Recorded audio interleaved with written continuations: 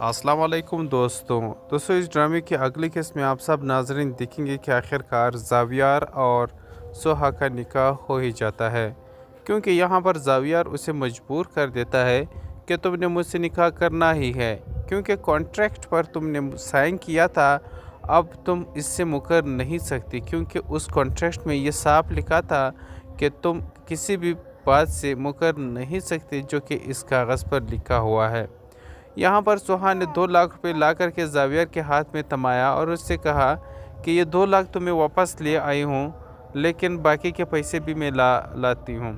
अब यहाँ पर ज़ावियर कहता है कि ये पैसे वापस करने के तो नहीं थे, लेकिन हमने तो शर्त रखी थी। वो शर्त ये थी कि तुमने मुझसे शादी करनी है। अब वो अपने घर वालों को जिमल को ज़ारा को बुलाते हैं कि आइए मेरी होने वाली बीवी से मिले। अब सोहा ये बात सुनकर के हैरान होती है कि मैं तो तुम्हारी बीवी नहीं। सोहा को फिर यहाँ पर ज़ावियार बताता है कि बीवी तो नहीं हो, लेकिन होने वाली बीवी तो हो ना। अब यहाँ पर सोहा बहुत परेशान है। उधर उसकी सास भी उसे कहती है कि मैंने ज़ावियार को माफ़ कर दिया है, तुम्हें भी उसे माफ़ कर देना चाहिए, अब निकाह भी कर लेना चाहिए। तो यहाँ पर आप देखेंगे कि ज़ारा और उसका शोहर वहाँ जाते हैं और जाने के बाद वहाँ पर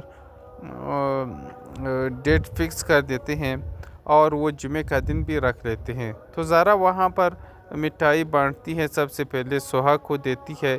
सोहा को देने के बाद सोहा जैसी उसके मुंह में मिठाई लेकर जाते हैं तो सोहा उस मिठाई को फेंक देती है कि मुझे नहीं खाना ये मिठाई, क्योंकि सोहा जो है ना इस निकाह से खुश नहीं है और ना ही वो ज़ावियर से निकाह करना चाहता है, क्योंकि जो उसकी शोहर का ज़ावियर की वजह से इंतकाल हुआ था, तो इसीलिए वो उसे पसंद नहीं करती।